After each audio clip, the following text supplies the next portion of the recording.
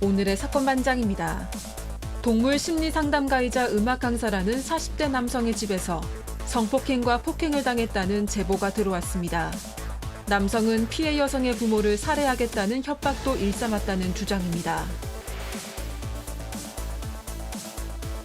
일면식도 없던 여성을 화장실에서 흉기로 찌른 현역 군인이 경찰에 붙잡혔습니다. 성폭행을 시도하려다 실패하자 달아났는데 범행을 사전에 계획한 정황도 드러났습니다. 뾰로롱 안녕하십니까. 자, 오늘도 너무너무 춥습니다. 예. 왜 이렇게 추워 진짜. 춥습니다. 예. 진실 추적자 사건 반장 시작합니다. 정부가 설 연휴 전날인 오는 27일, 이 월요일을 임시 공휴일로 지정한 걸 놓고 갑론을박이 한창입니다. 31일 금요일을 지정하는 게 더 좋다, 뭐 이런 거죠. 27일 쉬어봤자 설 준비만 길어지면서 기혼 여성들 가사 부담이 커진다는 겁니다. 반면 31일을 쉬면 후다닥 설 끝내고 가족들끼리 긴 연휴를 즐기지 않겠냐, 뭐 이런 거죠. 그게 내수 소비에 더 보탬이 되지 않겠냐는 건데요. 우리 가족 여러분들 어찌 생각하시는지요? 오늘 출연자 소개해 올리죠. 자, 백다희 아나운서, 박지훈 변호사, 박상희 한국열린사이버대 교수, 김은배 전 서울청 팀장 나오셨습니다. 안녕하세요. 안녕하세요. 자, 텍사스 댈러스 삽니다. 한국 상황이 정말 걱정이네요. 그래도 사방 가족 모두 새해 건강하세요 하신 김화준님. 자, 영상 만나보시죠. 자, 36개월 우리 시완이랑 저도 사방 가족이에요. 모두들 독감 조심하세요 하신 강나나님. 좋습니다. 그리고요, 사반 보시는 걸 낙으로 삼으시는 우리 아버지 민기남 선생의 생일 축하해 주세요. 건강하자 아버지 하신 민광모님. 자, 일본 나고야 삽니다. 내일은 우리 엄마 최정희 여사 생일이에요. 몸은 떨어져 있지만 항상 마음은 함께한다고 전해주세요 하신 엄지님. 자, 사랑하는 아내 송채린, 수돗물이 얼어붙는 저 강추위에도 널 뜨겁게 사랑한다 아우 하신 김종국님. 자, 혈액암 판정받고 항암 시작한 우리 남편 40도 고열에 시달리면서 병마와 싸우고 있어요. 송재남 씨한테 꼭 건강해지라고 응원 부탁합니다 하신 남효원님. 자, 의정부의 박민정님, 모두 사랑합니다. 자, 재미는 물론 의리로 함께하는 아싸사바 뉴스 759. 대한민국과 전 세계 동포 가족 여러분의 시선을 모아서 출발합니다.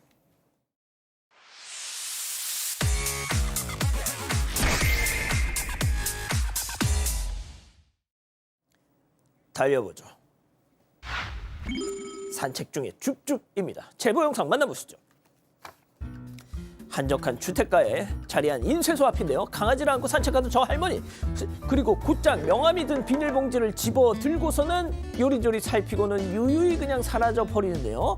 자, 저 많은 명함들 어디다 쓰시려고 저러셔? 자, 봉지 안에 든 명함이 200장씩 무려 11박스. 무엇에다 쓰시려고 저걸? 네, 이걸 버리는 종이인 줄 알고 가져갔다고 하는데요. 제보자는 어머니가 운영하는 인쇄소에서 함께 일을 하고 있습니다. 바로 엊그제 디자인을 맡겼던 명함이 도착해서 납품을 앞두고 있는데 절도 피해를 당했다고 제보를 해왔습니다. 제보자 어머니는 이 할머니를 아는 사람이 있는지 주변에 수소문하기 시작했는데요. 다행히 바로 어제 아는 사람이 나타나서 직접 만났다고 해요. 할머니는 파지인 줄 알고 가져갔다고 했는데요. 이미 다른 파지들하고 버려서 명함은 찾을 길이 없었다고 합니다. 그래도 다행히 할머니가 피해액을 지불하겠다고 했고, 제보자 어머니도 좀 마음이 누그러져서 전액은 아니고 일부만 받는 조건으로 좀 잘 마무리가 됐다고 합니다. 이 제보자에 따르면 2달 전에도 비슷한 일이 있었는데요. 그때는 무려 70만 원어치의 책을 도난을 당했었다고 합니다. 그때도 어떤 다른 할머니가 책을 가져갔었는데 하지만 그때도 잡지 못했었다고 하고요. 하지만 CCTV가 있으니까 다시는 이런 일이 없었으면 좋겠다, 이런 마음을 전했습니다. 그렇군요. 자, 다음 이어가죠. 샌드위치를 뺏겼어요. 자, 미국 출신 방송인 타일러 씨가 프랜차이즈 커피숍에 들렀다가 황당한 일을 겪었다면서 영상을 올렸습니다. 만나보시죠. 진짜 어이가 없어요. 배고파서 점심시간에 카페 갔는데 먹고 싶은 샌드위치를 골라가지고 줄 서고 있었는데 결제를 기다리다가 갑자기 종업원이 와가지고 제 손에 있는 거를 뺏어가는 거예요. 손님, 죄송하지만 이거 이미 결제된 샌드위치예요. 제가 샌드위치를 골라서 줄 서고 있는데 결제를 기다리는 사이에 누군가가 사이렌 오더를 넣어가지고 그거를 지 거가 됐다는 거예요. 그럴 거면 차라리 애초에 이거 왜 제가 손을 집어넣어가지고 그거 고를 수 있게 돼 있습니까? 아, 분명히 내가 먼저 골라서 손에 넣은 건데 모바일 주문이 왔다고 그걸 낚아채다뇨? 네, 기분 나빴을 것 같아요. 지금 타일러 러시가 좀 뭐 귀엽게 뭐 토로하는 식으로 얘기를 했지만 어떤 분들은 굉장히 화가 났을 수도 있는 상황입니다. 내가 먹고 싶은 샌드위치를 내가 집에서 손에 쥐고서 계산을 기다리고 있는데 갑자기 종업원이 와가지고 그 샌드위치를 뺏어가면서 이미 다른 사람 것이다라고 얘기했다는 거예요. 이게 내가 이제 먹으려고 줄 서고 있는 거는 현장이고 스마트 오더라고 해서 모바일로 누군가가 오면서 주문을 할 수가 있잖아요. 그게 딱 주문이 뜨면은 사실은 주문이 떴어도 이미 여기서 잡은 사람이 있기 때문에 그 주문을 취소해야 되는 건데 도리어 여기 줄 서 있는 타일러 러시한테 와서 이제 그거 팔렸다 당신 거 아니다라고 얘기했다고 하는데 뭔가 좀 잘못된 것 같습니다. 박 변호사님, 네. 세상 모든 일이 먼저 이렇게 침을 탁 바르면 내 거잖아요. 그렇죠. 이게 오프라인, 온라인, 그 짧은 찰나에 있었던 일인데 잡잖아요. 전산상으로는 표시가 안 되지만 침 바른 사람 거가 돼야 되는 게 맞거든요, 사실은. 전산상으로 솔드아웃이 써야 되는데 안 쓴 걸 뿐이잖아요. 그래서 좀 아쉬워요. 이런 걸 좀 기술적으로 가능할지 몰라도 아니면 융통성을 발휘해야죠. 그분한테 얘기를 해야 돼요. 전산으로 한 사람한테. 맞아. 팔렸다. 전산상으로 안 떴지만 팔렸다. 저 사람 손에 있지 않느냐. 저 사람의 침이 묻어 있을 수 있다. 이렇게 팔렸다. 이렇게 얘기하는 게 사실 맞지 않나. 이 생각이 듭니다. 아, 침이 묻어 있을 수 있다. 좋습니다. 자, 다음 이어가죠. CCTV 속 선명한 얼굴입니다. 충격적인 제보 영상 만나보시죠. 딸랑 음식점에 두 남성 입장 구석진 곳으로 척척척척척 들어가가지고요 착석을 하면서 본격적으로 식사 시작. 쉴 새 없이 씹고 뜯고 맛보고 즐깁니다. 자, 이제 어지간히 그냥 드셨는지 벌떡 기립. 자, 휴대폰을 딱 보면서 어디로 갈까요? 예, 계산대 쪽으로 저렇게 쭉 가다가 밖으로 나가버리고 그렇습니다. 담배나 피우겠거니 했는데 한웅차사입니다. 지금까지. 팀장님, 왜 저러고 살까요? 그렇습니다. 왜 저러고 사는지 모르겠는데요. 저 내용은 12월 23일 날 관악구에 있는 쭈꾸미 식당에서 벌어진 사건인데요. 당시에 멋을 낸 두 남성이 식당에 들어와서 구석에 앉은 다음에 쭈꾸미하고 음료 맥주 등만 51,000원 상당을 시켜놓고 둘이서 주거니 받거니 맛있게 먹었습니다. 그러더니 식사 끝난 뒤에 더 일어서면서 휴대폰을 보면서 카운터 쪽으로 오는데 주인이 보니까는 당당하게 걸어가면서 나가는 거예요. 그러니까 주인이 볼 때에는 저 두 분이 아마 담배를 피러 가는 거 아니냐 생각을 했었는데 기다려도 오질 않아. 봤더니 먹튀를 했던 겁니다. 그러니까 주인 입장에서 볼 때는 두 사람이 같이 나온 거 보니까 계산을 착각한 건 아닌 것 같다라고 하면서 경찰에 신고를 했기 때문에 경찰에서는 수사 중인데요. 요즘 경기도 안 좋은 상황에서 다른 피해자가 생기지 않는다는 바람으로 경찰에 신고도 했고 방송에 제보됐다고 하는데 저렇게 얼굴이 나왔다. 경찰에 수사하면은 거의 100% 검거가 되기 때문에 두 사람 지금이라도 늦지 않았기 때문에 빨리 오셔서 자기가 먹었던 돈을 지불하고 사장님한테는 인사를 크게 하면서 죄송합니다. 사과하시기 바랍니다. 좋습니다. 예. 다음 이어갈까요? 예, 좋습니다. 여기서 이러지 맙시다. 제보 영상 만나보시죠. 저 멀리 골목 끝에서부터 검은 비닐봉지를 들고 오는 저 여성 주목하세요. 부지런히 오더니 한식당 뒤편으로 들어가는데 그리고 너무나 익숙한 듯 음식물 쓰레기가 담긴 비닐봉지를 쓰레기통에 쏙 집어넣고는 왔던 길로 고백. 박 변호사님, 예. 사장님이 저 자리에서 장사한 게 8년, 9년째라는데 왜 저래 진짜. 일단 최소 4, 5년 전부터 저 자리에 본인 음식 쓰레기를 갖고 와가지고 버리는 모습 이렇게 됐는데 실제로 이거 어떻게 알게 됐냐 하면 이 집은 족발 보쌈집입니다. 족발 보쌈에 없는 게 뭐죠? 생선뼈입니다. 없어요. 있을 수가 없습니다. 없어. 생선뼈가 있고 쓰지 않는 비닐봉지로 계속 이렇게 버리는 게 있어서 CCTV 보니까 저렇게 몇 년간 계속 그래서 100% 저분 외부인 소행으로 확신을 하고 있고 그래서 안 되겠다 싶어서 그 앞에 표식도 해놨다고요. 경고문. 사건 반장 경찰 얘기도 했대요. 진짜요? 만약 계속 버리시면 찾아가겠다. 어디? 5년간 증거를 모았다라고 경고문도 그러네. 이렇게 썼다고 하는데 그래서 사과해라 고발하기 전에 등등의 여러 가지 얘기가 있었는데 여기 사건 반장 써 있네. 사건 반장 있어요. 사건 반장 사실은 좀 무섭거든요. 안 보나 봅니다, 저 아줌마. 어쨌든 이렇게 붙였음에도 불구하고 그 다음 날이면 더 큰 쓰레기를 갖고 와가지고 버려가고 그래서 황당하다고 합니다. 팀장님 왜 저러고 살아? 왜 저러고 삽니까? 저 신고감은 맞는데요. 저게 하루 이틀이 아니고 5년 동안 지냈다는 거 아닙니까? 근데 이제 몇 년간 잡은 그 사장 입장에서는 주민센터에도 민원도 넣어봤는데 되지도 않고, 근데 경찰에 신고하면 되는데, 경찰에 신고하기는 좀 동네 주민 같지 않습니까? 저분이. 그래서 같은 주민끼리 경찰에 신고하기는 모여서 참고 있는데, 또 다른 같은 식당 같은 경우에는 쓰레기통을 자물쇠로 잠그는다는 거예요. 저런 분이 있는 만 같아요. 근데 그렇게 하기도 쉽지도 않고 요즘 자영업자들이 힘든데 저렇게 하면 안 된다는 싶은 마음에서 경각심을 했는데, 저렇게 타인의 쓰레기통에 내 쓰레기 버리면은 폐기물 관리법으로 입건돼서 처벌받을 수도 있고, 플러스해서 저 쓰레기 치우는데 돈이 들지 않습니까? 민사 소송도 가능하기 때문에 저분 다음부터는 저렇게 하시면 안 됩니다. 좋습니다. 이번엔 새해 첫날부터 남의 가게 앞에 쓰레기 버리고 갔다는 제보 영상 만나보시죠. 자, 1월 1일 아침 9시 반 한 카페 앞으로 배낭을 맨 중년 여성이 저렇게 오더니 손에 들고 있던 쇼핑백을 툭 놓고는 그냥 갑니다. 선물은 아닐 테고 아니나 다를까 저거 열어봤더니 쓰레기가 한가득. 제발 좀 교수님. 네, 제보하신 분은 부산 수영구에서 카페를 운영하고 계시는데요. 1월 1일 새해 첫날부터 누가 저렇게 카페 앞에다가 버리고 간 거예요. 쓰레기죠. 근데 그 옆에 있던 거는 저희가 지금 쓰레기 놓는 자리도 아니고 저 옆에 뭔가 쌓여 있는 거 저것도 쓰레기가 아니고 그 고객들이 가져가시라고 커피 원두 찌꺼기 놓잖아요. 그거를 놓았다는 거예요. 근데 그 옆에 쓰레기를 저렇게 버렸습니다. 그런데 새해 첫날부터 저렇게 우리 가게 앞에다 쓰레기를 놓고 하니까 너무 기분이 나빴다고 하시고요. 그래서 이게 뭘까라고 봤더니 뭐 계란 껍질, 뭐 과일 껍질 이런 게 가득이었는데 아마 산에서 일출을 보고 먹다가 남긴 거 버리고 간다라고 버린 것 같다라고 얘기하시면서 사반에 제보하시면서 다시는 이런 일이 없었으면 좋겠다 하셨습니다. 그러니까요. 좋습니다. 마지막 사연으로 가볼게요. 이 여행 반대일세입니다.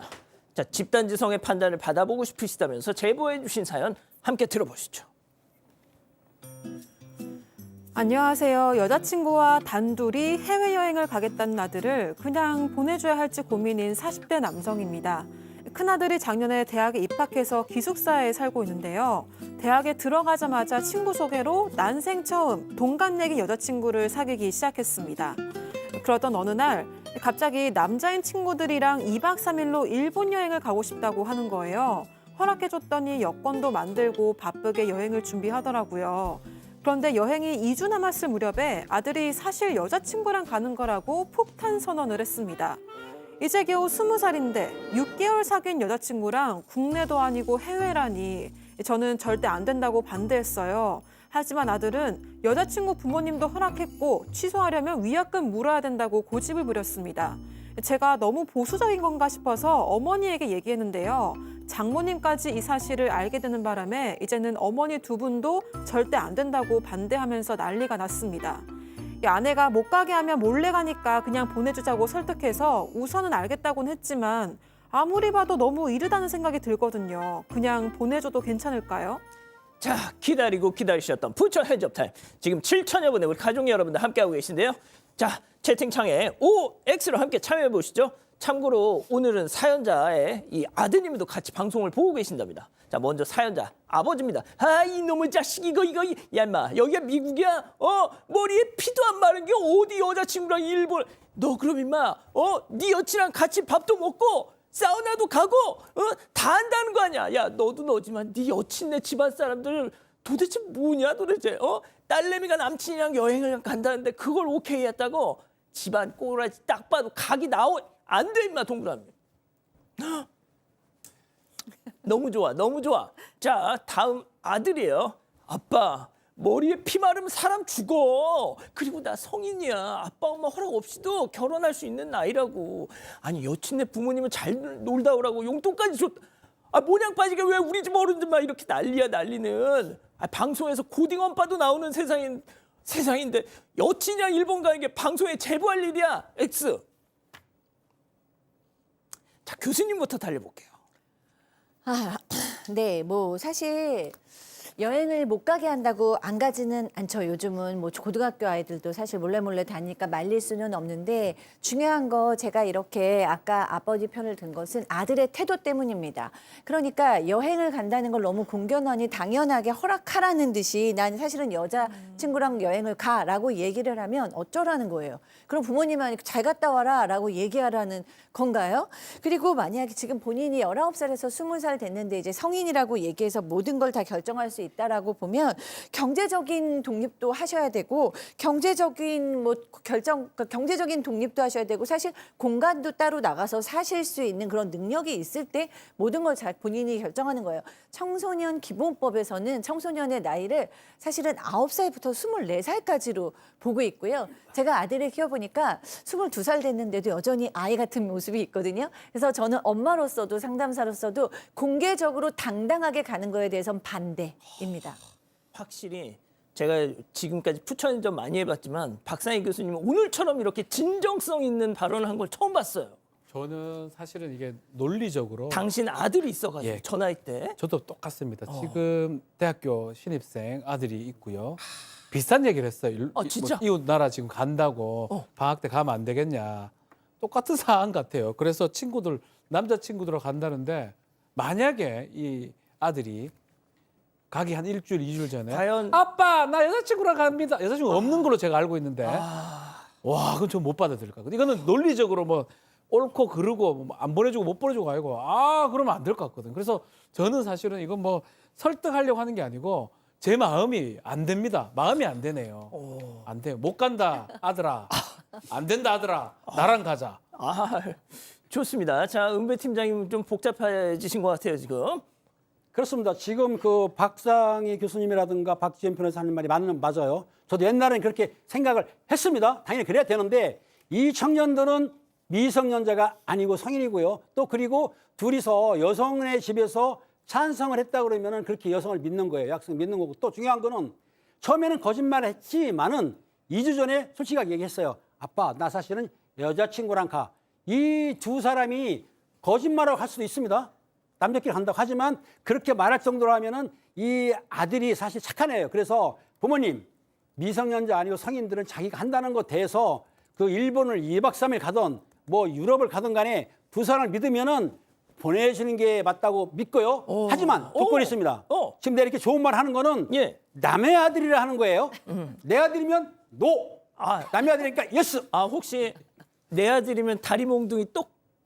내 아들은 조금 미심스러워요. 진짜? 예, 아직. 그렇지만은 다른 사람 아들은 믿으니까 보내셔도 된다고 생각합니다. 책임합니다. 이 나쁜 사람입니다. 자, 백다희 아나운서. 저는 보내줘도 된다고 생각을 했는데 교수님하고 박 변호사님 얘기 들으니까 조금 고민되긴 하는데요. 저는 오히려 솔직하게 얘기를 해서 좀 다행스럽게 생각을 할 것 같아요. 그래서 좀 아내랑 같이 좋은 얘기도 해주고 재밌게 안전하게 놀다 오라고 이야기를 해줄 것 같은데 가족분들 의견도 보겠습니다. 박운영님, 사실대로 이야기한 거면 보내주세요라고 하셨고요. 우동님도 여자분 부모님도 허락한 것 같은데 즐겁게 보내세요라고 하셨습니다. 하지만 다둥맘님은 여자친구 부모님이 진짜 허락하신 거 맞나요? 그거 먼저 확인해야 될 것 같습니다라고 하셨습니다. 그렇군요. 자, 사반 제보 메일과 카톡 제보 채널에선 많은 사연과 제보 기다리고 있습니다. 자, 오늘도 유튜브 라방 사반 후반 달려보겠습니다. 자, 강원도 춘천에서 김치찜 식당을 하시는 김상희님 보고 계신가요? 요즘 통 장사도 안 되는데 오늘 점심에 2인분 포장 주문이 들어왔다는 겁니다. 아이고 신난다. 좋은 마음으로 저렇게 딱 조리를 하고 포장까지 해놓고 딱 있는데 그 손님한테 다시 전화가 와서는 거기 원주 아니에요? 에? 춘천요? 에이 난 원주인 줄 알고 시켰지. 됐어요 그럼 하더랍니다. 아니 음식 다 나왔는데 그렇게 말씀하시면 어때요? 절반값이라도 주세요 하자. 이 아줌마 웃기네. 내가 먹을 것도 아닌데 돈을 왜 내? 끊어. 띠띠띠. 자, 야 오늘 원주에서 춘천으로 김치찜 시킨 너 가다가 넘어져라 하셨네요.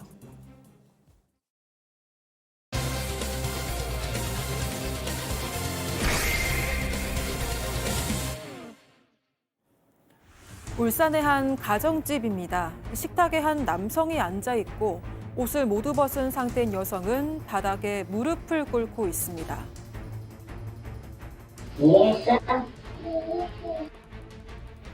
여성은 남성의 말을 듣고 고개를 숙인 채 얼굴조차 들지 못하는데요. 두 사람 사이에 무슨 일이 있었던 걸까요? 예, 정말 충격적인 사건입니다. 뭐 타사 보도로도 이렇게 잠깐 나가기도 했는데, 자, 그런데 이 피해 여성이 그 내용은 그야말로 일부 빙산의 일각이라면서 저희한테 다시 제보를 주셨어요. 박 변호사님 좀 전해주시죠. 예, 20대 여성입니다. 저 울산에서 거주하고 있었는데 뭐 가수가 꿈이 좀 있었던 것 같습니다. 그래서 음악 같은 것들을 좀 하기 위해서 음악하는 동호회 모임에 갔다가 이 40대의 박 씨, 음악 교수이자 동물 심리 상담가로 알려진 40대 박 씨를 만나게 됐고요. 노래를 가르쳐 준다 해서 노래를 일부 배웠는데 이 박 씨가 본인이 서울로 좀 올라가야 되기 때문에 배울 수 있는 시간이 별로 없다. 7월까지는 배우고 8월 되면 올라가니까 그러니까 이 여자 피해자가 그러면 좀 가르쳐 주세요라고 얘기하니까 그때 이 박 씨가 이런 얘기를 했다고 합니다. 집에 있으면 배울 수가 없다. 서울에 오든지 부모랑 같이 살면 안 되고 인생이 그 모양 그 꼴아지고 노래 똑바로 못하는 거다라고 압박을 가했다고 하고요. 여성 이후 독립해서 방을 얻었는데 박 씨가 이 자신의 배우자 아내가 보고 싶어 한다라고 얘기를 했고요. 결국은 집으로 이제 남성의 아내를 박 씨 아내를 같이 만났다고 합니다. 만났는데 만나서 여러 가지 얘기를 나눴는데 그 박 씨의 집에 빈 방들이 많으니까 너 괜찮으면 이 방에 들어와서 살아라라고 얘기를 했다고 하고요. 같이 지내면 노래도 직접 배울 수 있고 더 많이 할 수 있다는 생각에 그렇게 했는데 7월 말부터 이 박 씨 부부 집에서 살게 됐고요. 그 무렵 여성 이 한 동물병원에서 아르바이트도 하기 시작했습니다. 자, 노래를 배울 수 있겠다는 생각에 그 독립을 해서 이 박 씨 부부 집에 들어가게 된 겁니다. 자, 그런데 그 선택이 결국 비극의 시작이었다. 그렇습니다. 비극의 시작이었는데요. 피해 여성의 주장에 따르면 박 씨 부부가 잘 해줬기 때문에 그 박 씨 부부, 박 씨한테는 양아빠, 그 박 씨 부인한테는 양엄마라고 부르면서 지내고 있었는데 근데 이제 박 씨는 뭐라고 했냐면 그 피해 여성한테 너희 부모님한테 너의 있는 장소라든지 항상 알려주지 마라고 이제 이렇게 입단속을 시켰는 거예요. 그러니까 자기 딸이 들어오지 않으니까는 그 부모가 이제 찾아다니다가 박신에 있는 거를 알게 됐더니 그 피해 여성이 뭐라고 했냐면 부모한테 이제 이 집에서 선생님한테 노래 배우고 있으니까 걱정하지 마세요라고 말을 했고 그 후로도 박 씨는 문자를 보냈는데 뭐라고 보냈냐면 피해 여성 가족에게 방 한 채를 내주고 아내도 많이 챙겨주고 있으니까 걱정하지 마시라 했기 때문에 안심을 시켰는데요. 그런데 얼마 지나지 않아가지고 박 씨가 욕설을 하기 시작했다는 겁니다. 그러니까 물건을 들어오는데 물건을 갖고 들어오다가 아마 피해 여성이 문을 안 열어주니까 뭐라고 했냐면 벌레보다 못한 XX 이 쌍욕을 했다는 겁니다. 그리고 바닥 청소를 하지 않는 이유로 뭐라고 했냐면 네가 말을 안 들어서 신께서 신이라는 건 갓을 말하는 거예요. 신께서 화가 났다. 그러니까 네가 벌을 받아야 되는데 내가 아빠니까 내가 벌을 받는다면서 흉기로 자기 몸을 자해를 했다고 합니다. 그러니까 그 모습을 보니까 이 피해 여성이 얼마나 놀랐겠어요. 그 잘못했다고 빌었다는 겁니다. 그러니까 이게 가스라이팅의 일종의. 그러니까는 그 박 씨가 뭐라고 하냐면 신교육을 시켜야 한다면서 계속 신들을 언급을 했고요. 그러다가 지난 10월부터 이 박 씨가 피해 여성한테 폭행도 하고 성폭행까지도 시작했다고 합니다. 자, 일단 지금 폭행 사진이 나가고 있는데 뭐 상태가 많이 안 좋습니다. 이 피해자 주장에 따르면 첫 폭행 그리고 성폭행을 시작으로 한 달 반가량 집에 사실상 감금된 채 저런 범행이 수십 차례 이어졌다. 맞습니다. 피해 여성 주장에 따르면 박 씨가 지난해 10월에 병원에 입원한 적이 있었습니다. 그런데 그 이유가 피해자 때문이라면서 신이 벌을 주는 거라고 했다고 하는데요. 태어난 이후에도 이 폭행과 성폭행을 하면서 신께서 옷을 벗으라고 한다. 신이 시키신 일이다. 귀신을 빼기 위해서 성관계를 해야 한다고 말했다고 합니다. 그리고 첫 폭행 당시 뺨을 때리고요. 길이 1m가량의 쇠파이프로 때리고 이 박 씨는 아내를 시켜서 옷을 전부 벗기도록 했습니다. 또 아내에게 흉기를 가져오게 한 뒤에 흉기를 들이밀면서 위협을 했고요. 성폭행까지 저질렀습니다. 또 기절했다가 눈을 뜨면 맞는 등 이 22시간가량이나 폭행과 위협에 노출이 됐었습니다. 당시 피해 여성은 동물병원에서 아르바이트를 하고 있었는데요. 원장한테 좀 일이 생겨서 출근을 못하게 됐다면서 얼굴에 멍이 든 폭행 사진 등을 보냈습니다. 그 이후에 이제 사실상 박 씨 집에서 갇힌 상태로 지냈습니다. 박 씨는 그 이후부터 한 달 반가량 집에서 성관계를 강요하고 흉기로 폭행을 일삼았습니다. 또 그때마다 신이 시키는 일이라는 등 신을 언급했다고 하고요. 이 밤부터 새벽까지 맞는 경우가 부지기수였고 박 씨의 아내는 그 모습을 다 지켜보고 범행 도구를 가져다 줬었다고 합니다. 또 박 씨가 머리를 밀라고 해서 스스로 바리깡으로 머리를 밀기도 했다고 하고요. 피해 여성은 11시에 일어나서 박 씨 부부에게 마사지를 해주고 설거지부터 분리수거, 또 박 씨의 소유의 다른 주택을 청소까지 했다고 합니다. 자, 지금 저 장면이 신이 나에게 뭐 이러이러한 계시를 내려주고 있다, 뭐 신이 보인다 하면서 막 무슨 형체를 설명하는 듯이 막 혼자 쇼를 하고 있는 겁니다. 자, 지금 어떤 분들은 또 그러실 거예요. 아유, 그냥 도망가면 되지. 부모님, 가족한테 알리면 되지. 그러지 못했던 이유가 있었습니다. 체크포인트 짚어보죠. 다 죽이겠다. 자, 피해 여성의 얘기 직접 들어보시죠. 이제 그때부터 이제 협박이 시작되면서 네가 이제 이 집을 나가게 되면은 너 부모님부터 해서 너희 가족들 다 죽일 거다. 네 혼자 못 죽게 만들어 주겠다라는 식으로 이제 계속 저한테 협박을 한 거죠. 그래서 나가게 되면은 우리 부모님도 위험하다고 그렇게 얘기를 하고 못 나가겠더라고요. 저는 거의 다 포기했었죠. 그냥 죽겠구나 생각하고 저는 그냥 죽을 준비하고 있었던 거고요. 그때 얘기했거든요. 저를 죽이고 가족들한테 주위 사람들은 건드리지 말아주세요. 나만 죽여라. 내 주위 사람들은 죄가 없다. 자, 지금 아까 막 이런 게 이제 그 안 그러면 폭행을 당하니까 피해자께서 일부러 본인도 이제 막 신이 보이는 것처럼 이렇게 막 그런 모션을 취하고 있는 겁니다. 자, 너 이 집 나가잖아. 그 순간 너희 부모, 주변 사람들 내가 다 죽일 거야. 이렇게 가족들을 살해 협박하자 빠져나오지 못했다는 거죠. 교수님. 네, 그러니까 이 피해 여성은 첫 폭행이나 성폭행 이후에 나가고 싶었는데 이 박 씨가 너무 이제 때리고 협박을 하는 겁니다. 그러면서 내가 너뿐만 아니라 너네 가족을 다 죽일 거다라는 얘기를 이제 끊임없이 하는 거예요. 근데 이 여성은 정말로 박 씨가 죽일 수 있는 사람이다라고 믿은 거죠. 그러니까 극심한 두려움과 공포에 이제 압도된 거고요. 이 사람이 뭐 정상적인 얘기가 아니라 네가 너네 부모와 성관계를 했잖아. 그리고 그거에 죄인이다. 그걸 인정해라. 계속 얘기를 했어요. 인정하지 않으면 때리고 성폭행을 하고 이러니까 결국에는 이제 그거를 인정을 할 수밖에 없으니까 그랬다 맞다 이렇게 얘기를 하면 그렇게 범행 일삼은 네 부모는 죽여야겠다라고 얘기를 하고 사실은 그런 적 없다라고 얘기하면 왜 거짓말하냐면서 이제 막 또 계속 때리고 이러니까 이제 인정을 하게 된 겁니다. 그래서 맞다 그러면은 또 나아가서 너 친척하고도 성관계했지 않냐 또 이렇게 나오는 거예요. 그리고 또 다리는 거예요. 그러니까 나중에는 내가 정말 우리 가족들하고 성관계를 했던가라는 생각이 막 착각이 들고 저 가서 자수할래요 막 이런 얘기까지 했다라는 거죠. 그리고 또 이제 만약에 니네 부모가 우리 집으로 찾아오면 나는 주거 침입으로 신고를 할 뿐만 아니라 그 부모를 다 죽일 거다라고 얘기를 하고요.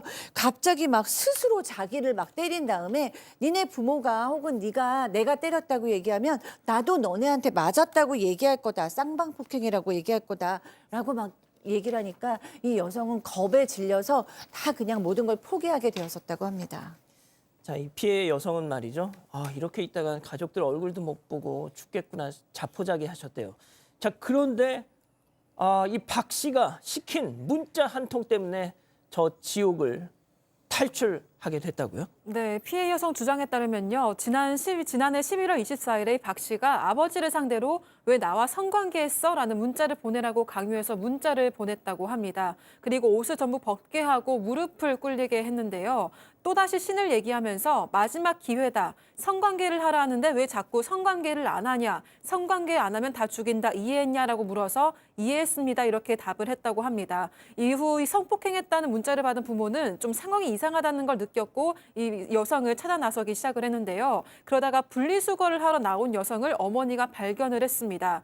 이 명투성인 여성을 보고 어머니는 집에 가자고 했었는데 여성은 엄마랑 있는 거 들키면 엄마 죽일 수 있다. 빨리 도망가라 이렇게 얘기를 했습니다. 그러자 어머니는 이게 차라리 같이 죽자. 어떻게 너만 버리고 내가 가냐. 너랑 같이 다 갈 거라고 했고 그 얘기를 듣고 박 씨 집에 들어가서 옷을 챙겨 입고 몰래 나와서 엄마를 따라갔다고 합니다. 그리고 이후에 이 가족들이 경찰에 신고를 했던 겁니다. 그 카톡 사진 다시 한 번만 보여줄래요? 예. 자, 그러니까 아빠 왜 나 어렸을 때 성관계 나랑 한 거야? 막 이렇게 엉뚱한 터무니없는 그 카톡을 딸이 보내니까 아버님이 너 뭔 소리고? 너 약했냐? 그렇죠. 정말 황당해 하시는 거예요. 네. 바로 거기서 아, 우리 딸이 지금 위태롭구나. 말이 안 되는 얘기를 하니까요. 아버지는 다 알고 있을 거 아닙니까?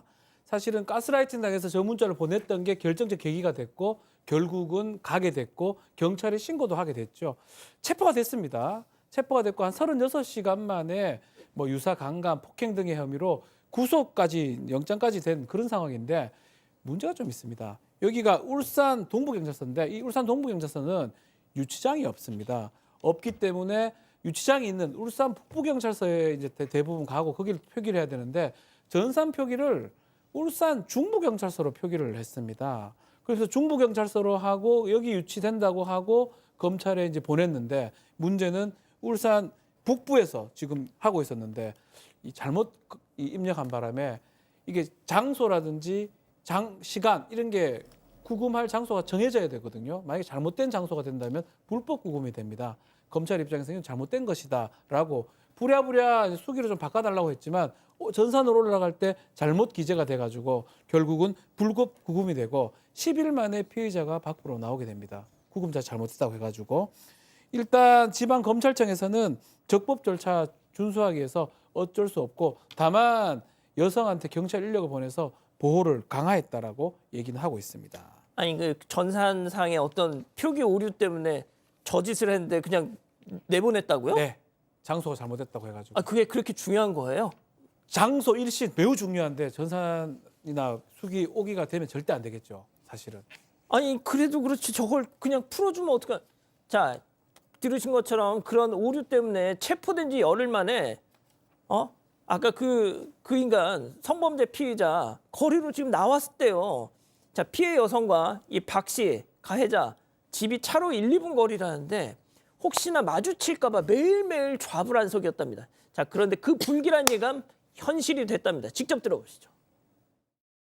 한번 마주쳤었거든. 첫 번째고 나서 다 마주쳤죠. 부부랑 둘이 실 내에서 마주쳤어요. 둘이 완전 싱그벙글 웃고 있고 경찰 보고 막 어머 안녕하세요 하면서 이렇게 동네 사람 마주친 것처럼 인사하고 저희 엄마 위아래로 훑어보면서 웃고 네, 경찰한테 감옥 갈 준비 다 끝냈다고.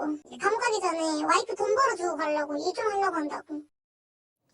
자 팀장님 좀 추가로 설명해 주시죠. 맞습니다. 그 피해 여성 주장에 따르게 되면은 피해 증거 수집을 위해서 경찰하고 같이 그 통화 내역서 있지 않습니까? 이걸 뽑기 위해서는 통성사 기지국을 가는데 경찰은 가는 중에 그 기지국 안에서 박 씨 부부를 마주쳤다는 겁니다. 보니까는 경찰이 이제 피해 여성도 통화 내역서를 내라고 그랬고 그 박 씨 피해자도 통화 내역서를 내라고 하니까 기지국에 같이 갔던 것 같아요. 그러니까 거기에서 박 씨 부부를 만났던 겁니다. 그런데 박 씨 부부가 이제 뻔뻔하게 있으니까 이 피해자 입장에서는 어떻게 저렇게 사람이 뻔뻔하게 다닐 수 있나 이렇게 생각이 들리고 몸도 떨리고 도망가고 싶다는 생각밖에 안 들었다고 했는데 그래서 경찰이 다시 한번 구속영장을 검찰에 신청을 했고요. 검찰에서는 법원에 그 구속영장을 청구를 했는데 법원에서는 제동을 걸었어요. 뭔 얘기냐면 피해자가 도주례가 없다. 그리고 거주지가 일정하다. 그리고 출석 요구에 순순히 응했기 때문에 두 번째 구속영장도 신청을 기각했기 때문에 할 수 없이 경찰에서는 그 검찰에 불구속으로 송치를 했는데요. 그 아내 같은 경우에는 그 방치 혐의로 송치했기 때문에 실제적으로 구속되지는 못했던 거죠. 저 짓을 하고도 지금 그냥 활보를 하고 다닌다는 게 이게 말이 자 교수님. 네. 그러니까 이 피해 여성은 지금 집 밖을 아예 나가지를 못하고 있대요. 그러니까 그 두려움과 공포를 아직까지도 고스란히 느끼고 있는 거죠. 그런데도 이 박 씨 부부는 거리를 활보하고 있으니까 너무 현실이 서글프다라고 얘기를 했고요. 정말로 아직까지도 부모를 죽여버리겠다라고 얘기했던 게 떠올라서 너무 무섭다고 합니다. 게다가 이제 늘 맞던 시간이 밤 10시부터 새벽 5시, 6시인데 지금 이 여성의 경우가 새벽 1시까지만 이루어지고 있어요. 그러니까 그 시간이 되면은 더 벌벌 떨리고 무섭다고 합니다. 그런데 이 박 씨는 수사 기간에 뭐라고 얘기했냐면요. 본인이 성폭행을 당했다라고 얘기를 하고요. 그리고 그 여성이 자기를 덮치려고 해서 나도 어쩔 수 없이 때린 거다라고 얘기를 하고요. 지금 이게 그 박씨죠? 네, 예. 나는 신 얘기를 한 적이 없다라고 이렇게 잡아떼고 있습니다. 그런데 이 사람 뭐 동물 심리 상담가 무슨 심리 상담을 하는지 전 알 수가 없는데 TV에도 나오고 책도 썼던 인물이기 때문에 이런 짓을 벌였다는 게 더 화가 나서 꼭 합당한 처벌을 받았으면 좋겠다라고 밝히셨습니다. 참나 이게 참 어처구니가 없네요. 자, 일단 첫 번째 사건 정리하고요. 두 번째 사건 이어갑니다.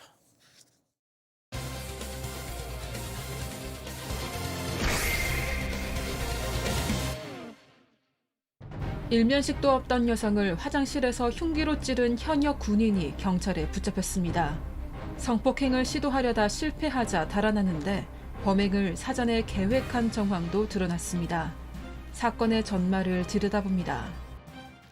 자, 대낮 한 상가에서 정말 끔찍한 사건이 벌어졌습니다. 네, 지난 8일 오후 3시 반쯤에 대전의 한 상가에서 여성이 흉기에 찔렸다는 신고가 접수가 됐습니다. 상가 인근의 직장이었던 여성은 한 남성이 휘두른 흉기에 찔렸는데요. 머리와 귀를 다쳤고 바로 병원으로 옮겨져서 응급수술을 받았습니다.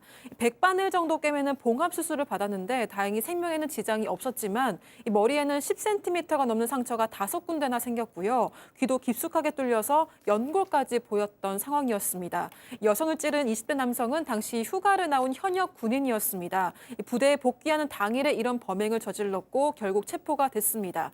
또 피해 여성과 이 가해 남성은 일면식도 없는 사이였다고 합니다. 자, 여자 화장실에 몰래 숨어서 범행 대상을 물색하고 있었다고 합니다. 자, 피해 여성분이 지금 치료를 받고 있는 관계로 일단 그 동료분에게 당시 상황을 들어봤습니다. 들어보시죠.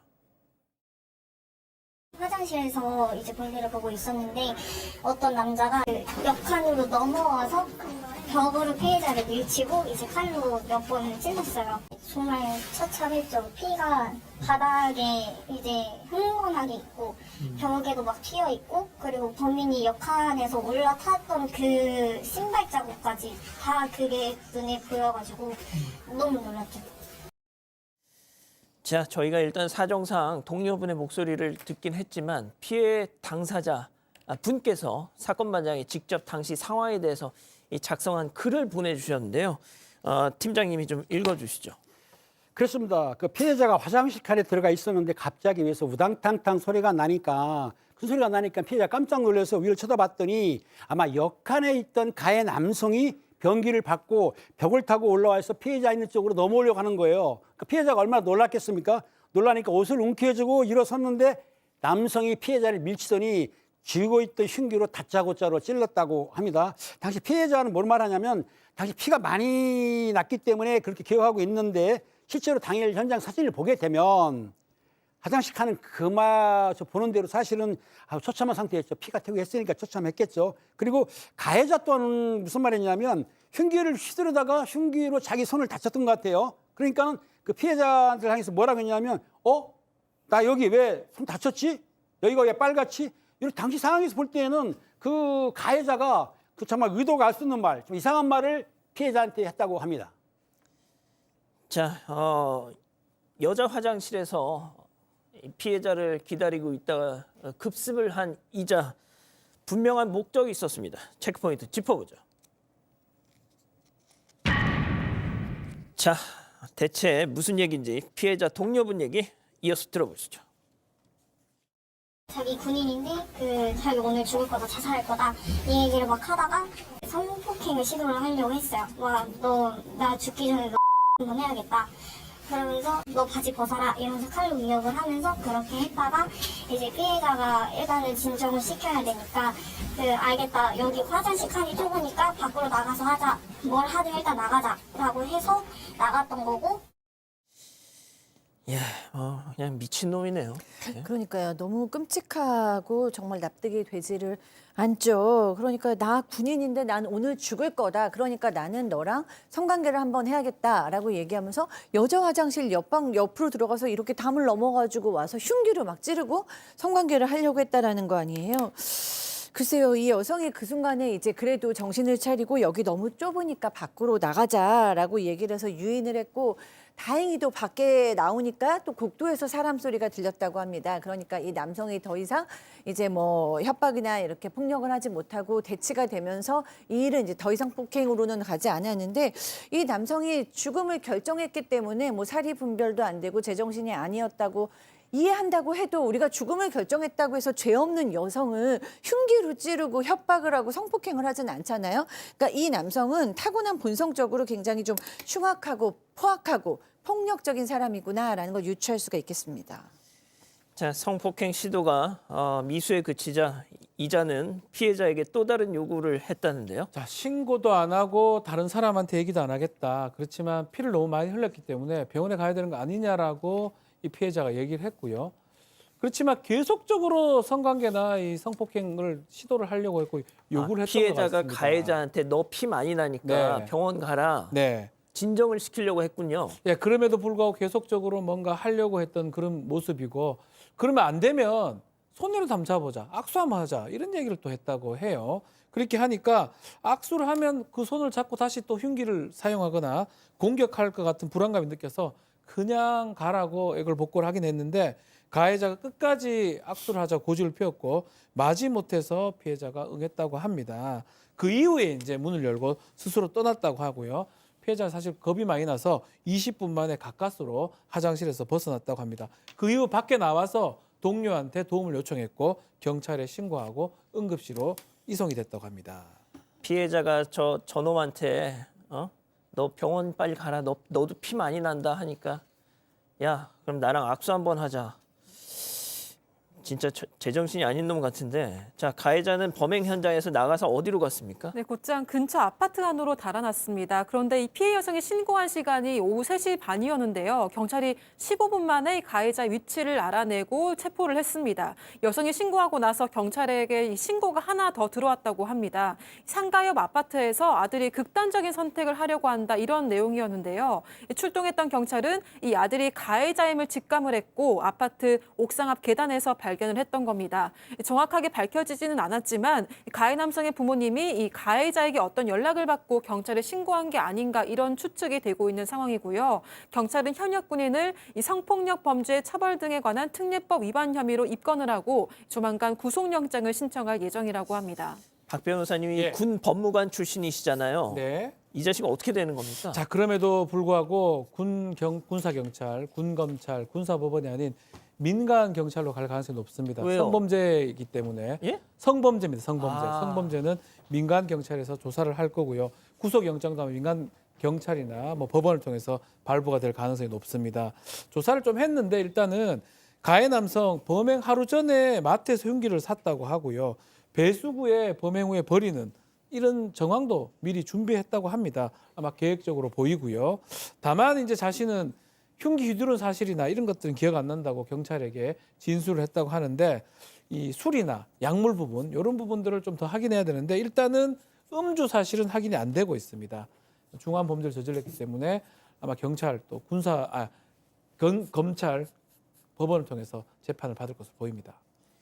예, 뭐가 됐든 이 피해자께서 목숨을 건지셔서 천만 다행입니다. 자, 이렇게 정리하고요. 별별 상담소 이어갑니다.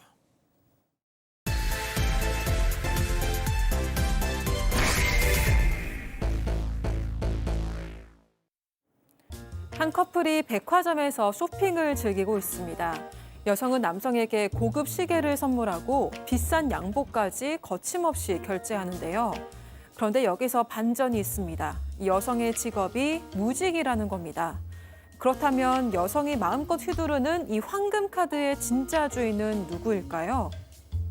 자, 실제 사연을 저희가 당사자 특정을 이유로 일부 각색했다는 점 먼저 말씀드리고요. 자, 오늘은 내 조카를 고소하고 싶다는 고모의 사연인데 이 사연의 시작은 무려 30년 전으로 거슬러 올라갑니다. 네, 30년 전에 이 고모의 친오빠 부부가 이혼을 했어요. 그런데 그때 이제 5살 난 딸이 있었습니다. 근데 이 이혼의 이유는 사실은 이 건물을 갖고 있던 이 엄마, 고모의 엄마, 그러니까 이 할머니죠. 그러니까 이제 시어머니죠. 시어머니께서 이 아이의 엄마를 너무 구박을 하시는 바람에 결국에는 그 부부가 이혼을 한 겁니다. 근데 이 할머니가 그걸 두고두고 죄책감을 느끼니까 이 손녀만큼은 정말로 최선을 다해서 잘 키워주셨어요. 유학도 보내주시고 오피스텔도 얻어주시고 이렇게 정말 오냐오냐 키웠는데 어느 날 이 손녀가 오더니 할머니 나 꽃집 차릴 거예요. 그러는 거예요. 그래서 무슨 꽃집이냐 그랬더니 나 이미 강남에다가 꽃집 열었다고 친구들한테 자랑을 다 했다 그러면서 강남에 꽃집을 열어달라는 거예요. 근데 그게 이제 보증금도 그렇고 한두 푼 드는 게 아니잖아요. 그래서 어려워하셨더니 그래도 꼭 내달라 그래서 결국은 어쩔 수 없이 내줬더니 뭐 당연히 매출도 바닥을 치고 월세는 밀리기 시작하더니 결국은 보증금 다 까먹고 빚더미 올랐다고 합니다. 며느리를 구박해가지고 이혼시킨 그 원죄 때문에 이 할머니가 손녀가 뭐 부탁만 하면 다 들어줬던 거예요. 네. 자, 그런데 하지만 손녀한테는 항상 저렇게 위기에 처할 때마다 할머니 찬스. 그렇죠. 할머니 좀 살리도 뭐 이렇게 비빌 언덕이 사실 있었던 것 같은데 그 할머니가 그러다 보니까 어떤 뜻밖의 제안을 내놓습니다. 효도 계약서 하나 쓰자라고 얘기를 했다고 하는데 실제로 70대의 할머니 이 큰아들은 재혼을 했고요. 또 딸이 있었는데 해외에 살고 있습니다. 지금은 손녀 하나밖에 없는 그런 상황이고 아하. 할머니 이런 얘기를 해요. 내가 살면 얼마 더 살겠냐. 10년만 나를 좀 돌봐달라. 그러면 네 빚도 갚아주고 내 죽고 나면 강남에 아파트도 주겠다라고 제안을 했습니다. 손녀한테. 손녀한테. 이런 게 이제 효도 계약서 비슷한 건데요. 해외는 딸한테 이렇게 하면 어떻겠냐라고 얘기를 하니까 엄마가 그렇게 하신다면 나도 존중하겠다라고 받아들였고요. 손녀는 한술 더 떴던 것 같아요. 할매 갑자기 자다가 어떻게 되면 어째 안 와. 나중에 주면 안 된다. 그러면서 할머니를 설득을 했는데요. 이 몰래 자식들 몰래 강남의 아파트를 손녀 이름으로 넘겼다고 하고요. 다만 10년간 잘 모시겠다라고 효도계약서를 작성했다고 합니다. 아, 그러니까 고모랑 네, 삼촌들 몰래 할머니랑 직거래를 했구나. 그렇죠. 지금 줘. 네, 아, 근데 그 할머니는 자식들한테 손녀한테 줬다는 얘기 안 하고. 네. 아, 부담부 증여 같은 건데요. 효도계약서가 뭐 좋게 말하면 효도계약서지만 효도를 조건으로 건 계약서라고 표현하면 될 것 같아요. 나쁘게 말하면 효도를 앞에 다른 계약서. 그래서 증여로 뭘 받긴 하는데 효도해 줄 것 같은 그런 것들을 조건을 걸었던 10년간 같이 사는 거. 그래서 그런 어떤 조건을 걸면서 부동산을 증여받았습니다. 자, 10년 동안 잘 모시겠다는 계약서까지 써가지고 계약 동거에 들어가서 할머니하고 손녀딸이 잘 살았습니까? 네, 이제 할머니는 어린 시절에 착했던 손녀를 생각을 했지만 손녀는 이미 변한 뒤였습니다. 이 할머니가 병원 정기 검진을 같이 가자고 하면은 손녀는 늘 나 바쁘다면서 거절을 했고요. 약속을 겨우 맞춰도 당일 2시간 전에 일이 있어서 못 간다고 문자 한 통으로 취소를 하기도 했었습니다. 결국 할머니는 친한 이웃의 도움으로 병원을 다녀왔다고 하고요. 하지만 손녀의 무심함은 여기서 끝이 아니었고 집에 들어오면 외투며 양말을 마구 벗어 던지고 그랬다고 합니다. 그래서 할머니가 이걸 치우다가 손녀 양말을 밟고 넘어져서 다친 적도 있다고 하고요. 하지만 손녀는 이런 상황에서도 그 나이에는 원래 여기저기 다 아프다, 그게 정상이다 이러면서 새 남자친구랑 함께 해외여행을 가고 이렇게 했다고 합니다. 아니, 할머니 그 나이 되면 다 아픈 게 정상이지. 어디서 자, 그러면서 새 남자친구랑 해외여행을 갔다? 아, 이거 쎄합니다, 팀장님. 맞습니다. 싸한 상황인데요. 그동안 무직이었던 이 손녀는 사실은 할머니 카드, 할카로 생활비를 쓰고 있었는데요. 그런데 어느 날 한 달 카드 내역을 보니까 무려 금액이 500만 원을 찍었던 거예요. 깜짝 놀랐습니다. 할머니가 놀라가지고 카드 내역을 내밀면서 살펴봤는데 손녀가 이제 백화점에서 명품 시계를 사거나 고급 양복을 구매했는데 알다시피 이게 모두가 다 남성이 쓰는 물건이란 말입니다. 그래가지고 알고 봤더니 이 손녀의 남자친구도 할머니 카드로 무인승차해가지고 할머니 카드를 썼던 것이죠. 그러니까 이 문제가 다 남성의 물건이었었는데, 자, 그러니까 할머니가 화가 났어요. 너 안 돼. 해가지고 카드를 정지시켰더니 이 손녀가 황당한 복수를 시작했는데 뭐냐면 할머니가 TV 드라마 11 드라마 보는 거하고 사건본장 보는 게 낙이었는데 이 리모컨을 숨겨버렸어요. 보지 못하게. 못 보는 거죠. 또 그리고 할머니가 잠든 사이에 몰래 휴대전화에다가 비밀번호를 설정해가 자기만 알게 이렇게 이 손녀가 할머니를 골탕을 먹였던 것이죠. 아니 할머니 이렇게 계속 당하고만 있을 거예요 이거? 그래서 결국 해외에 있는 딸에게 연락을 해서 모두 다 털어놨습니다. 그 여성은 이미 아파트가 넘어갔다는 소식에 깜짝 놀래가지고 조카에게 바로 연락을 했는데요. 네가 어떻게 이럴 수 있냐. 당장 할머니한테 아파트 돌려드리라고 이야기를 했습니다. 그냥 호통을 쳤지만 조카의 반응은 적반하장이었고요. 조카는 고모가 왜 참견하냐면서 할머니랑 사는 게 얼마나 힘든지 아냐 이렇게 좀 뻔뻔하게 이야기를 했다고 합니다. 그래서 화가 난 여성은 이번엔 친오빠이자 이 조카의 아빠한테 연락을 그치, 했는데 아빠. 네, 하지만 오빠의 대답은 더 황당했는데요. 내 딸이지만 나도 안 친하다. 나도 못 말린다면서 좀 남의 일인 것처럼 방관을 했다는 겁니다. 결국 여성은 직장을 그만두고 직장에 휴가를 내고 마침내 한국으로 와서 바로 조카를 찾아갔던 겁니다. 자, 이 고모는 엄마, 이 할머니 아파트를 돌려받을 줄 알았는데요. 하지만 이 손녀한테는 다 계획이 있었던 겁니다. 자, 뒤통수 맞는 고모 역할에는 박상희 교수, 설계자, 손녀 역할에는 백다희 아나운서, 비선 실세 손녀 애인 역할엔 박지훈 변호사. 자, 별별 극장 레디 액션. 세상에 은혜를 원수로 갚아도 유분수지. 손녀가 할머니 아파트를 가로채? 내가 경고하는데 당장 돌려놔. 고모, 돌려드리고 싶어도 이제 방법이 없어요. 왜냐하면 제가 아파트 팔아버렸거든요. 뭐? 아파트를 아파트 팔았거든요. 팔았다고? 네. 누구한테? 짜잔! 이점이 제가 바로 그 아파트의 새 주인이랍니다. 앞으로 저희 신혼집으로 잘 쓸게요, 고모님. 신경 쓰지 마세요. 아니 그 강남 한강뷰 아파트를 고작 이런 애한테 넘겼다고? 깨라니요. 고모 무슨 소리 하는 거예요? 우리 지훈 씨 잘 나가는 사업가거든요. 네. 아무튼 이제 나한테 아파트에 아짜도 꺼내지 마세요. 알겠어요? 야 이 바보야. 얘가 너랑 결혼이라도 해줄 것 같아? 하지. 너 지금 당한 거라고. 하지 왜 안 해? 야, 이거 지금 상황이 장난이 아닌데요, 교수님. 네, 그러니까요. 이제 이 고모의 연락을 받은 뒤에 불안감에 바로 애인한테 아파트 명의를 넘겨버렸습니다. 그러면서 뭐 앞으로 나 애인하고 결혼도 할 거니까 너무 억울해하지 마라고 얘기를 하고요. 또 어떻게까지 얘기하냐면 우리 이 아파트를 다른 사람한테 전세 주고 그 전세 주금으로 주식 투자할 거다라고 얘기했고요. 그다음에 이제 할머니한테 강제 퇴거 명령까지 내렸습니다. 세상에 할머니 우리 집에서 집 나가. 지훈이 오빠 거야 이거. 자, 여기서 오늘의 궁금증 짚어보죠.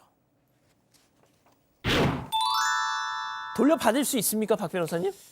효도계약서를 어떻게 작성했냐에 따라 좀 달라지긴 한데 이게 제3자한테 갖고 이래서 법적으로 다툴 거리 상당히 많을 것 같습니다. 효도계약서 완전히 상사에 작성이 돼 있고 그것을 위반했을 때 돌려줄 수 있다. 이게 된다면 모르겠는데 또 이제 지금 퇴거 명령까지 시키거든요. 그래서 그런데 또 이 남자친구가 아니면 애인이 전혀 모른다고 제3자, 선의 제3자가 이래 된다면 이거는 법적으로 다투기 좀 쉽지도 않을 것 같아요. 아이고. 그럼 비관적인 거예요, 좀? 이거는 뭐 효도계약서를 보긴 봐야 되는데 이거는 재판을 해봐야 알 수 있을 것 같습니다. 아유, 이 손녀 이게 이 핏덩이 같은 게 그냥 그 대형 사고로 쳤어, 팀장님. 그렇습니다. 이 손녀 문제가 많은데요. 저는 박 변호사님한테 오시면 분명히 돌려받을 수 있습니다. 자, 교수님. 네, 저는 이 손녀가 본인의 엄마 아빠를 이혼시켰다는 것으로 무의식적으로는 할머니에게 좀 복수감을 갖고 있지 않게 그렇게 크지 않았을까라는 생각이 들고요. 또 안타깝게 또 인성이나 성격이 반듯하게 자라지도 못했습니다. 게다가 그 외로운 면이 있어서 그런지 이 남자나 애인한테 뭔가 재산적으로 주면서 또 사랑을 얻고 있는 것 같아요. 여러 가지로 문제가 많은데 어떻게든지 일단 할머니 재산을 먼저 지키고 그다음에 손녀를 뭐 혼을 내든지 다독이든지 상담을 받게 하든지 해야 되지 않을까 싶습니다. 박 변호사님 진짜 자신이 있으세요? 제가 한다고 안 했는데요. 모르겠습니다. 다 봐야 증거를 봐야 알 수 있어요. 그러니까. 증거를 봐야 알 수 있어요. 자, 우리 가족 여러분들 뭐라고 하십니까? 네, 유리가면님은 법적으로 어떻게 안 되나요? 라고 하셨고요. 운님은 제가 그 딸이었어도 할머니가 너무 원망스러웠을 거예요. 라고 하셨습니다. 야, 또 이런 일이 다 있네 또. 자, 좋습니다. 별별 상담소 이렇게 정리하고요. 잠시 뒤에 다시 돌아오겠습니다.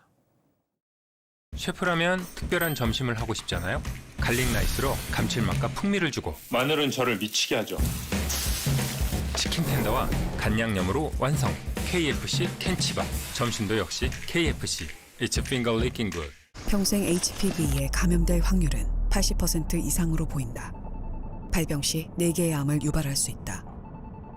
암 예방. 더 이상 미룰 순 없으니까. 가다실 9. 금연은 못하고 스트레스만, 식욕만, 짜증만 늘었다. 금단 증상만 늘었다.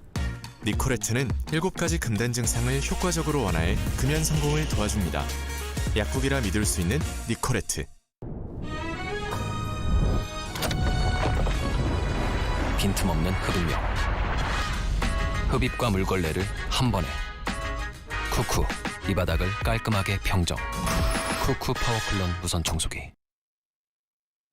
자, 사랑하는 사건반장 가족 여러분 따뜻한 주말 보내시고요. 잠시 후 유튜브 라방 사반 후반 이어집니다. 별일이 없다면 아무 일도 안 생긴다면 저희는 다음 주 월요일 사반 750 저녁 7시 50분에 다시 옵니다. 안녕히 계십시오.